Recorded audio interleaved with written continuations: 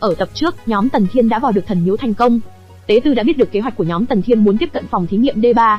Hắn đã cho các binh lính tìm kiếm nhóm Tần Thiên trong nhà lao. Tần Thiên thấy tình thế không ổn, quyết định ra tay hạ tên đầu sỏ Tế Tư. Kata chạy ra đầu tiên tấn công tên lính chắn trước Tế Tư, Tần Thiên ở sau nhảy lên tấn công Tế Tư. Ngay giây phút đao của Tần Thiên sắp chém vào hắn không sợ sệt gì cả. Tay không bắt lưỡi đao toàn lực của Tần Thiên, hắn còn kêu Tần Thiên đừng sơ ý, tay kia của hắn cầm chùy định đánh vào đầu Tần Thiên. Tần Thiên buộc phải bật phản xạ của mèo mới thấy tốc độ của hắn quá chậm, anh né rất dễ. Lúc này anh lui về cùng Kata. Tên Tế Tư rất đắc ý vì hắn đã đến kịp, hắn giới thiệu tên là STOF Vin, là Tế Tư của thành bang. Vừa rồi, hắn thông qua hệ thống nhận ra hai người Jana và Nick đều là mồi nhử để che giấu người khác vào phòng thí nghiệm. Trước khi đến đây, nội tâm hắn rất sợ hãi vì không tìm được tung tích của nhóm Tần Thiên. Tránh để phát sinh lần nữa, hắn ra lệnh binh lính giết hết không tha. Chỗ khu rừng cạnh thần miếu rất ầm ĩ, một đám binh lính đuổi bắt Nick và Jana. Nick rất sung sức, vừa chạy còn ngoái đầu lè lưỡi trêu người bọn chúng. Còn Jana hơi lo lắng vì đám binh lính này vẫn chạy đuổi theo, anh ta chưa cắt đuôi được, anh ta sợ sớm muộn kiệt sức không chạy được nữa, chúng sẽ bắt được anh ta. Pokuma ở trên thần miếu bỏ hoang đã yểm trợ Jana. Anh ta bắn một phát 3 mũi tên hạ luôn 3 tên lính. Đám lính đã phát hiện cung thủ Pokuma và Azuba, kêu mọi người nên tránh né, có tên vẫn không sợ hai cung thủ. Jana đã đốt bom khói quăng vào đám lính. Chúng không nhìn thấy gì, có tên thì bị đâm, rất nhiều người dẫm đạp lên chân nhau. Azuba hỏi Pokuma xem tình hình tiếp theo có nên chi viện không vì Tế Tư trong thần miếu đã lâu chưa ra. Pokuma hồi tưởng lại lời nhắc nhở trước khi kế hoạch vào thần miếu của Tần Thiên. Anh rất tin tưởng lời của Tần Thiên vì bọn họ sẽ có cách. Pokuma đang nhòm thì thấy sự xuất hiện của Móng Hổ và Hắc Vũ. Sa điêu vẫn lượn trên bầu trời, Tần Thiên đã nhìn thấy Móng Hổ và Hắc Vũ. Trong thần miếu lúc này, Tần Thiên đang kéo dài thời gian với Tế Tư để nhóm Móng Hổ tới trợ giúp. Anh nhìn quầng mắt thâm của Tế Tư lại càng chọc ngoáy. Hắn bị chọc ngoáy đúng tim đen, không thốt ra lời nào. Hắn yêu cầu nhóm Tần Thiên cho hắn biết tại sao ngày đêm nhóm anh di chuyển được. Tần Thiên khoác lác châm chọc Tế Tư kêu, chiếc nhẫn của ông ta là con của anh là cha. Như trong phim Tây Du Ký Holo Đực và Cái, hắn rất căm ghét Tần Thiên, chỉ muốn xé miệng của anh ra. Trong lòng hắn thấy Tần Thiên vẫn không có vẻ sợ hãi, nghĩ Tần Thiên vẫn còn chiêu cuối, khiêu khích lại Tần Thiên. Hắn không thể hành động bừa bãi. Tần Thiên lôi ra một ống trúc. Hắn tưởng Tần Thiên đùa hắn ra lệnh đám lính xông lên giết nhóm Tần Thiên. Bọn lính phát hiện đằng sau có người đánh tới. Tần Thiên thấy Móng Hổ và Hắc Vũ đến đúng lúc cũng rất vui. Anh đã biết nhóm Móng Hổ thông qua Sa điêu. Tế Tư lúc này mới biết cũng đã muộn, hắn quát với đám lính giết hết cho hắn, lấy được đầu hắn sẽ trọng thưởng. Tần Thiên kêu mọi người giúp anh kéo dài 1 phút. Tất cả mọi người đều đồng ý. Tần Thiên thấy có sự tham gia của Hắc Vũ và Móng Hổ đã giảm bớt áp lực cho anh và Kata, nhưng số lượng vẫn rất đông. Cục diện trở nên rất khó phán đoán. Anh phải nhanh lên. Tần Thiên cầm ống tre, đổ nó xuống chỗ một đá vôi. Phấn bột của đá vôi có công thức hóa học là CaCO3, kết hợp với axit sulfuric sẽ tạo ra phản ứng. Phấn bột đá vôi với axit sulfuric sẽ tạo ra khí khói trắng.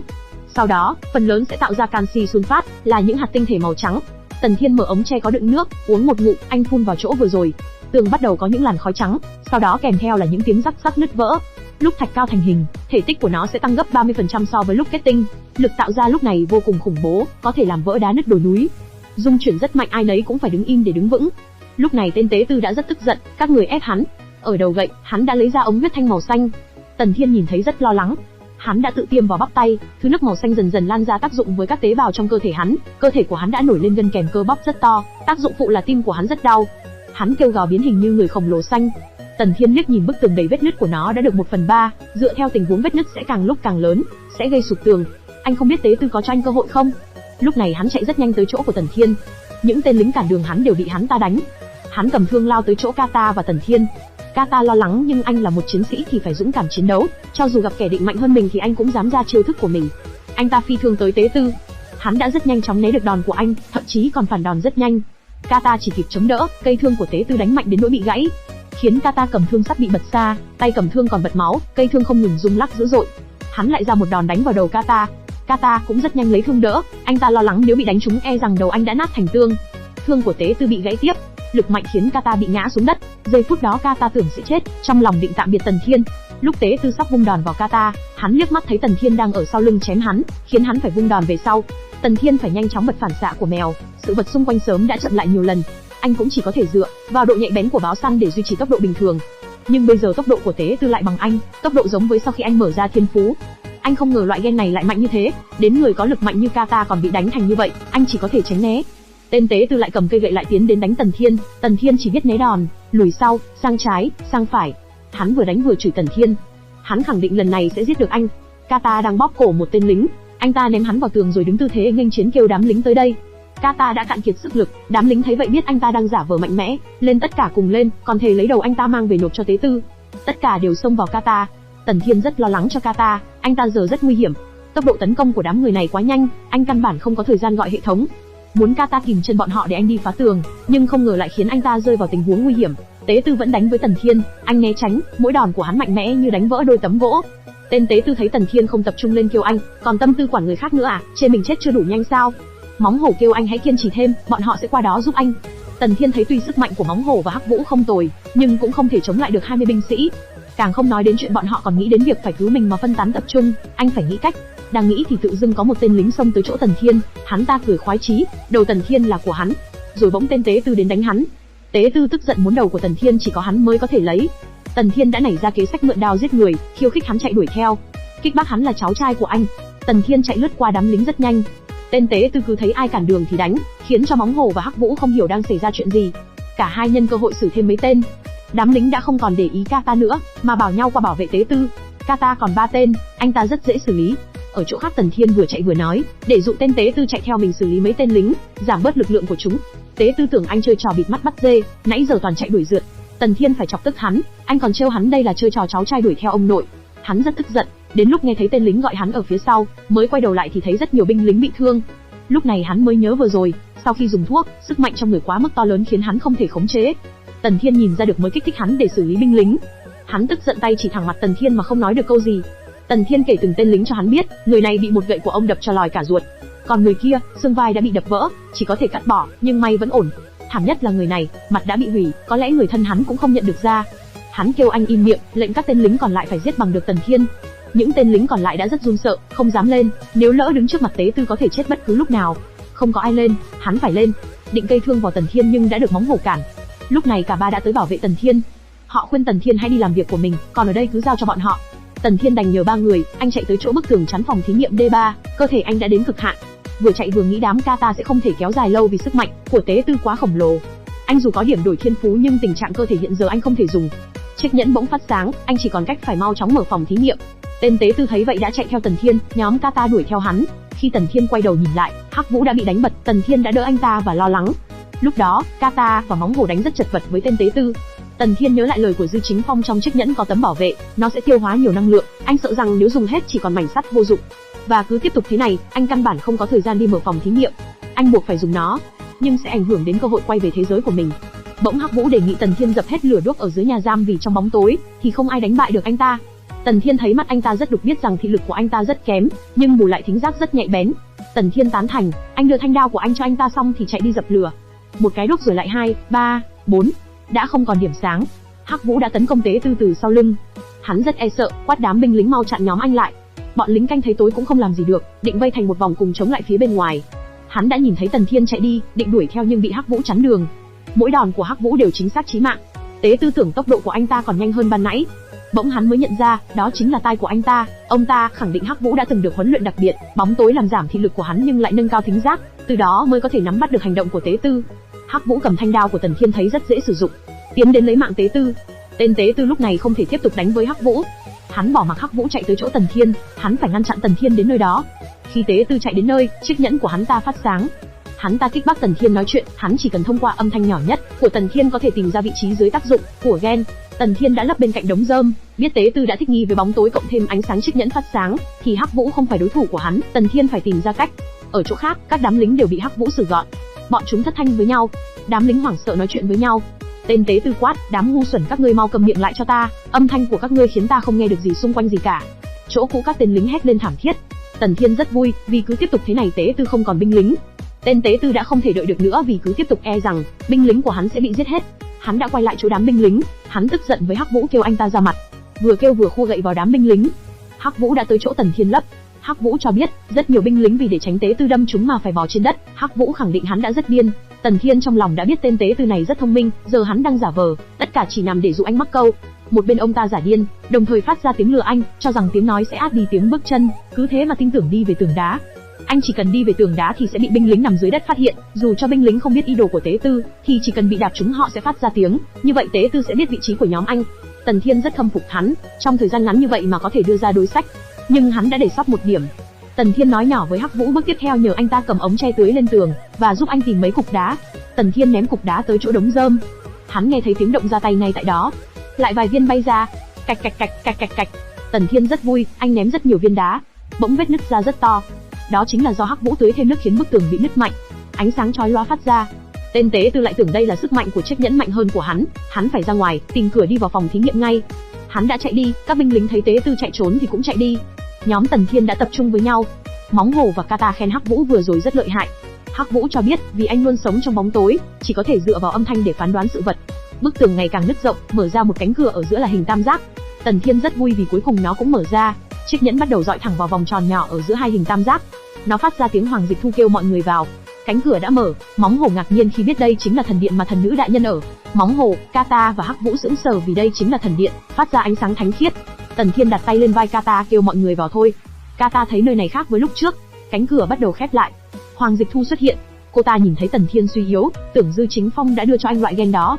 Tần Thiên không biết ý của cô ta nói gì, nghĩ tốc độ nhanh kinh người của anh sao? Anh suy đoán cô ta đã nhìn trận vừa rồi từ đầu tới cuối. Cô ta cho biết do lần trước gặp mặt, năng lượng của phòng thí nghiệm đã khô cạn, chỉ có sau khi cậu vào phòng thí nghiệm nó lại đạt được điều kiện cần thiết, cô lại được xuất hiện thêm lần nữa.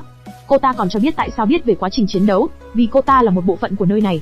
Tần Thiên đề nghị cô ta cho xe chở đi bộ nãy giờ đã mệt. Cô ta cho biết phòng thí nghiệm này chỉ là phòng thí nghiệm khu vực, chỉ có chút đồ này. Tần Thiên vui sướng khi biết có đồ. Cô ta búng tay một cái, một chiếc phi thuyền xuất hiện. Cô ta lên rồi bảo mọi người lên thuyền, rồi nó tự động lái. Nó vút nhanh như cơn gió thoáng qua, lại rẽ trái nhanh khiến ai lấy cũng hốt hoảng. Cô ta đã dẫn mọi người tới phòng y tế.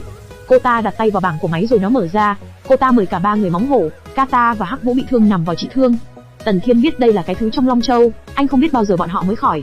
Bọn họ bị thương rất nặng, anh chỉ biết nó có thể làm giảm sự đau đớn, đồng thời thông qua cách trị bằng nước mà đưa thêm các loại dịch thể vào trong cơ thể thúc đẩy hồi phục. Kata đã ở trong, thấy rất nhiều lỗ đổ nước vào, khiến cả ba lo lắng e sợ bị chết chìm. Hoàng Dịch Thu kêu Tần Thiên nên yên tâm vì trị liệu trong đây sẽ không bị dìm chết, chỉ cần thoải mái nằm xuống là được. Kata đã ngấp ngoái, sau khi bị ngập nước, anh ta vẫn ngậm miệng nín thở, sau khi hết sức nín thở không được, buộc phải hít thở. Tự dưng anh ta thấy rất là thoải mái. Hoàng Dịch Thu thấy vậy, khen Tần Thiên được bọn họ rất tin tưởng cậu. Trong lúc đó, nhóm Nick đã chạy tới cửa của phòng thí nghiệm, biết nhóm Tần Thiên đã vào trong. Azuba lo lắng định vào trong, nhưng được Pokuma tả, khi thấy tế tư cong mông bỏ chạy, anh ta tin rằng nhóm Tần Thiên không sao. Nick cũng khuyên mọi người nên ở bên ngoài đợi. Còn khoảng một nửa thời gian nữa trời mới sáng, vừa rồi đánh một trận cũng đã mệt, mọi người nghỉ ngơi ở đây. Tất cả đều đồng ý. Jana chạy nãy giờ đã khát, rót chút nước cho mọi người. Trong lúc đó ở bên trong, Tần Thiên đã bị hao tổn thể lực, cậu cũng rất muốn được vào trong để thử như nhóm Kata. Cô ta lại búng tay một cái, một cỗ máy xuất hiện. Cô ta cho biết thành phần trong nước trị liệu đa số giống nhau, nhưng nó sẽ căn cứ vào tình trạng vết thương của mỗi người để cho thêm các loại thuốc khác, cho nên có thành phần viên ngủ không thì cô ta không biết, phải xem kết quả đo điện não mới được. Trong lòng Tần Thiên lo lắng nếu nỡ có xảy ra sự cố thì vấn đề lớn. 4 người Nick còn đang ở bên ngoài, Tần Thiên muốn ngủ thì cũng phải đợi mọi chuyện kết thúc mới được, cho dù mệt mỏi thế nào anh dặn lòng phải kiên trì. Cô ta hỏi tại sao anh không dùng tấm khiên trong chiếc nhẫn. Tần Thiên lo lắng vì anh sợ, nếu dùng rồi thì số liệu ở trong chiếc nhẫn sẽ bị biến mất và có loại thuốc gen kia anh không muốn như tên tế tư. Cô ta cầm chiếc nhẫn trong không trung, nhắc tới Dư Chính Phong, nãy giờ mày nói chuyện, giờ anh mới để ý là không có thấy ghế ngồi, anh đòi bỏng ngô coca rồi xem phim. Cô ta hiện ra hình ảnh lúc trước anh ngồi xem Vô Tuyến. Cô ta không có, rồi quay đầu buồn bã vì cô đơn bấy lâu giờ mới có người nói chuyện, thì lại đòi xem Vô Tuyến. Tần Thiên đã ngồi xuống sàn an ủi cô ta kể cho anh, cô ta bắt đầu kể, phòng thí nghiệm khu D3 này khác với phòng thí nghiệm 5 góc, sau sự cố lần đó, thời gian bị ảnh hưởng. Tất cả các nghiên cứu phòng thí nghiệm đều gặp nạn, chỉ còn lại mình cô ta. Trong lúc nguy hiểm, cô ta đã đưa mình vào máy tính. Sau sự cố đó phòng thí nghiệm 5 góc hao tổn quá nửa năng lượng, vì để giữ cho bán đảo số 2 không bị phá hủy, và để lưu giữ số liệu thời gian. Từ đó, phòng thí nghiệm 5 góc rơi vào trạng thái chờ cố gắng tiêu hao năng lượng ít nhất, dùng hết sức để duy trì trạng thái hiện tại của bản thân. Làm như vậy, chính là để cho có người có thể mang số liệu và thông tin đi. Nhưng phòng thí nghiệm 5 góc và D3 thì khác, do nguyên nhân thời gian bị đảo lộn, nên lúc cần năng lượng sẽ đến từ 5 góc, mà D3 thì lại do phòng thí nghiệm trứng lớn gây ra ảnh hưởng thời gian, không cần năng lượng chống đỡ, cho nên cùng một tình trạng bị thời gian ảnh hưởng, phòng thí nghiệm 5 góc có năng lượng duy trì, còn trong phòng thí nghiệm D3 thì không. Cũng vì thế mà sau sự cố lần đó cô vẫn còn sống ở đây. Nhưng sau ngày đó, cô ta bắt đầu điều tra nguyên nhân sự cố, mất 1 năm trời mới làm rõ tất cả. Căn cứ vào lúc xảy ra sự cố, số liệu mà điện não của phòng thí nghiệm ghi được sẽ bắt đầu tính toán ngược, đồng thời lấy đó làm chuẩn để coi về thế giới cũ. Quá trình này diễn ra rất dài và mệt mỏi, dù lúc đó cô ta đã trở thành số liệu hóa, dưới tình huống không biết mệt mỏi, nên cũng đã mất gần 60 năm mới có thể tìm ra cách quay về thời không ban đầu. Tần Thiên rất ngạc nhiên, vì cô ta tự tìm ra kẽ hở rồi quay về thế giới ban đầu, mà không cần có chiếc nhẫn này vẫn có thể đưa về thế giới cũ. Cô ta nhớ là cô ta đã nói với anh trong lần gặp đầu, phòng thí nghiệm D3 có thể đưa cậu ta về thế giới cũ. Lúc này Tần Thiên lại rất buồn, vì không cần có chiếc nhẫn này cậu ta cũng có thể trở về thế giới của mình, làm cậu ta chịu đánh oan một trận. Cô ta khen Tần Thiên đã lập công lao to lớn, vì bên trong chiếc nhẫn có chứa số liệu nghiên cứu của phòng thí nghiệm 5 góc, là bảo vật vô giá cho đất nước của anh. Cô ta biết đối với bọn anh thì nó chẳng có giá trị gì, Đó như là một cú sốc tinh thần của Tần Thiên. Đã rất nhiều lần anh trải qua cuộc chiến sống còn của chiếc nhẫn này. Tần Thiên lại ngồi nghe tiếp, sau đó cả phòng thí nghiệm đều rơi vào trạng thái chờ. Lúc đầu khi tìm thấy cách có thể trở về thế giới cũ, cô ta đã phát hiện muốn mở ra cánh cửa thông giữa các thời không thì cần phải tiêu hao năng lượng cực lớn. Năng lượng tích trữ của phòng thí nghiệm D3 không đủ, cô ta liền áp dụng cách của phòng thí nghiệm 5 góc, chính là năng lượng cho bước nhảy thời không vượt quá tưởng tượng của cô ta. Anh đến từ thế kỷ 21, còn mấy người kia là đến từ thế kỷ 20. Cô ta không biết phải cần bao nhiêu năng lượng để đến được thế kỷ 21 hoặc thế kỷ 19, phải tính toán mới biết được. Cô ta giả dụ bởi vì đây là không phải bước nhảy tuyến tính, thời đại càng dài thì năng lượng cần thiết càng nhiều, mà bước nhảy từ điểm này đến điểm kia sẽ quyết định bởi khoảng cách giữa hai điểm. Tóm lại tất cả cần điện não tính ra kết quả. Tần Thiên hỏi tại sao cô ta không chế tạo năng lượng, và bản thân thí nghiệm D3 vốn đã có một năng lượng tích trữ vậy, thì có thể dùng năng lượng đó làm căn bản rồi sáng tạo thêm nhiều năng lượng hơn. Ví dụ cho người máy sửa chữa. Ở bên ngoài các binh lính đang phá cửa xông vào. Tần Thiên vô lo, chuyện phá cửa đó là điều không thể. Tần Thiên lại muốn biết về phần gen mà tên tế tư kia tiêm. Sau khi tắt phòng thí nghiệm, cô ta đã thiết lập một trình khởi động, nếu có người đến thì sẽ kích hoạt lại. Ngoài ra để tìm kiếm các nhân loại khác, cô ta đã dùng radar tìm kiếm xung quanh, chỉ cần có người sẽ phát tín hiệu đến phòng thí nghiệm nhưng vẫn không có ai. 100 năm sau, phòng thí nghiệm rơi vào trạng thái nghỉ thì lại được khởi động lại. Trong lúc gặp sự cố đó, người của phòng thí nghiệm D3 đều gặp nạn, như vậy người đến chính là người ngoài. Nhưng cô đã nhìn thấy cái gì gọi là nhân loại. Cô đã kiểm tra số liệu thì mới biết bọn họ là người Maya thời viễn cổ. Đến thế giới này có hơn 20 bộ lạc Maya, gần 1000 người phân bố ở các khu vực xung quanh phòng thí nghiệm. Cô ta vốn không có ý định động đến họ, nhưng sau khi quan sát, một số sinh vật ở khu thí nghiệm D3 đều biến dị vì nguyên nhân đến thế giới này. Những sinh vật này có thể nói là chí mạng với người Maya, vì không nhẫn tâm nhìn bọn họ chết ở đây nên cô ta mới giúp họ một tay. Cô ta thông qua radar phát hình ảnh tới các bộ lạc ở đó. Sự xuất hiện đột ngột của cô ta, hình ảnh chập chờn mơ hồ cứ thế khiến người Maya cúng bái coi là thần minh. Từ lúc này, quan hệ lệ thuộc được thiết lập dưới sự chỉ dẫn của cô ta. Bọn họ có được kiến thức và thu hoạch cực kỳ phong phú, nhưng đây chỉ là đối với nền văn minh Maya của họ mà thôi. Trong lúc giảng dạy cô ta có nói đến vấn đề năng lượng, nghĩ rằng có thể bảo đám người Maya này làm chút gì đó, cứ lấy thân phận của mình đưa cho bọn họ tấm tôn mặt trời. Sau đó, mọi người lại tiếp tục rơi vào trạng thái ngủ sâu để tiết kiệm năng lượng. Trong thời gian này, nhờ có căn bản mà cô ta đã dạy cho bọn họ qua hơn 300 năm, người Maya đã đạt được nền văn hóa kiến thức như này. Kim tự tháp Maya đó chính là sản vật trong quá trình phát triển của bọn họ, tác dụng chính là để đặt tấm tôn mặt trời, đặt ở nơi cao thì càng có lợi.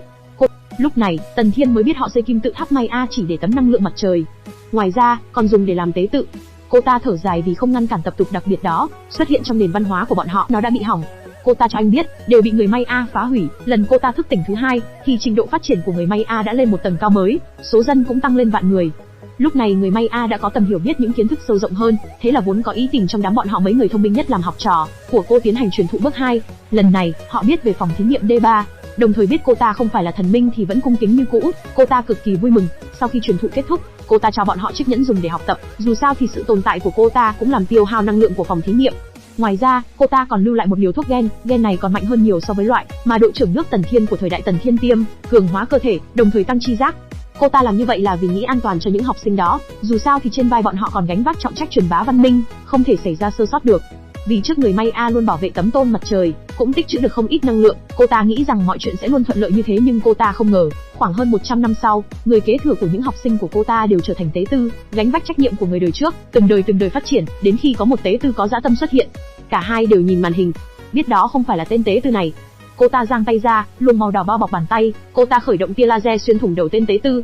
Ở bên ngoài, các binh lính thấy tế tư bị hệ thống giết chết, lại nghĩ tế tư đã mạo phạm thần minh nên bỏ chạy hết. Nick cũng hơi sợ vì nhóm cô may mắn chưa động thủ. Cô ta giết hắn để hắn tránh làm hại người khác. Cô ta nói người cô nhắc tới Hoàng Hắc Thổ.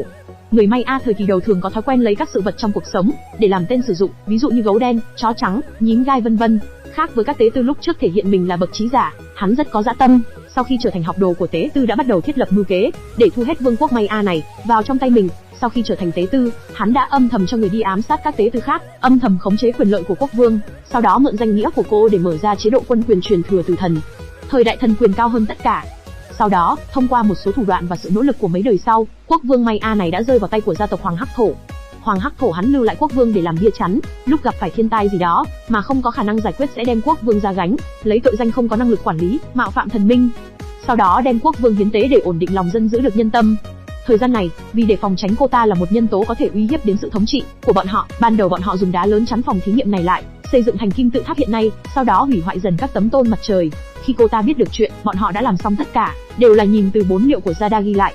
Thời gian này cô ta cũng có ý định ra ngoài nhưng cửa của phòng thí nghiệm căn bản là không mở được, cho nên cô ta đành khóa nguồn năng lượng của phòng thí nghiệm lại, xác định vào bất cứ lúc nào năng lượng đều chỉ chạy vào phòng thí nghiệm, cố gắng hết sức để phòng thí nghiệm D3 không sụp đổ. Cô ta cũng giữ lại một ít năng lượng dùng cho lúc cô ta thức tỉnh, cho nên lần gặp đầu tiên cô ta nói cô ta không đủ năng lượng, trước khi bước vào phòng thí nghiệm, không thể nào giúp đỡ nhóm anh được.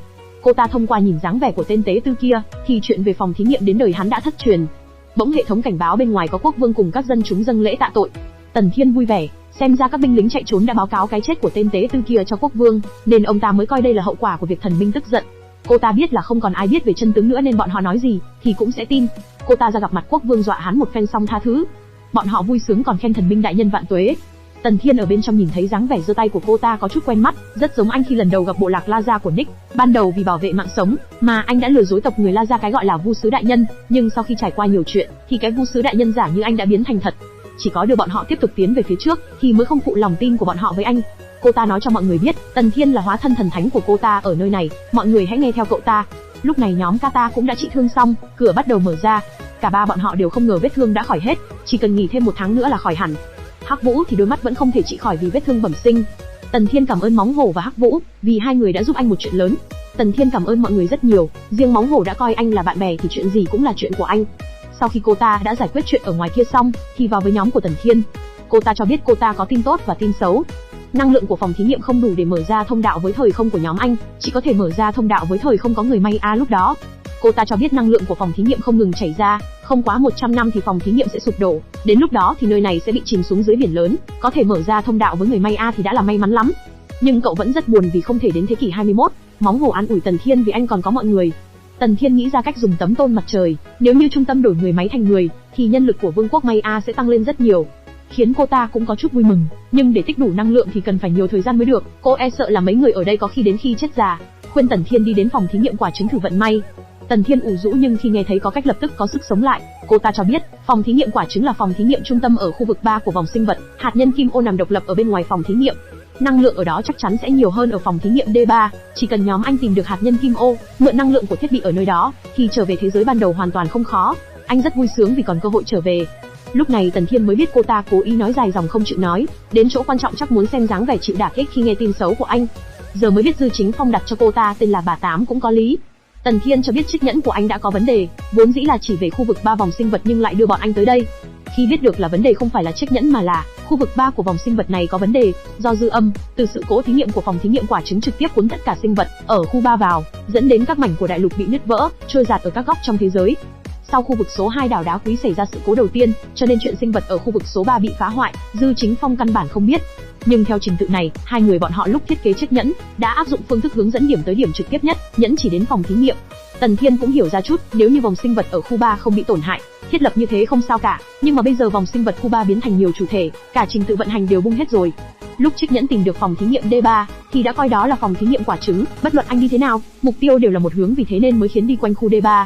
Cô ta đã làm thêm chút sửa đổi cho chiếc nhẫn, bây giờ nó chỉ về hướng của phiến đá của phòng thí nghiệm quả trứng, nếu như vậy thì trên nhẫn này sẽ không chỉ sai nữa. Một chiếc nhẫn còn lại là đồ dự phòng, thì cô ta sẽ chuyển tấm lưới bảo vệ của Dư Chính Phong sang chiếc nhẫn này, để cậu không phải lo sau khi sử dụng lưới bảo vệ thì số liệu sẽ biến mất. Tần Thiên xin cô ta cho vài ống gen để bồi dưỡng ra mấy chiến sĩ vô địch, nhưng khi biết được tên tế tư lúc đó mặt đã bị già đi vài chục tuổi, cô ta cho anh nhìn mặt tên tế tư sau khi dùng thuốc, rồi sau đó thiêu hủy xác đến cặn cũng không còn. Lúc này anh mới cho cô ta biết, tốc độ của anh không phải là do loại gen kia mang lại, mà là từ sau khi bị cuốn vào thời không này, thì anh đã liền cảm thấy bản thân có điểm đột phá hơn hẳn người bình thường. Chuyện về hệ thống anh không thể nói với cô ta được.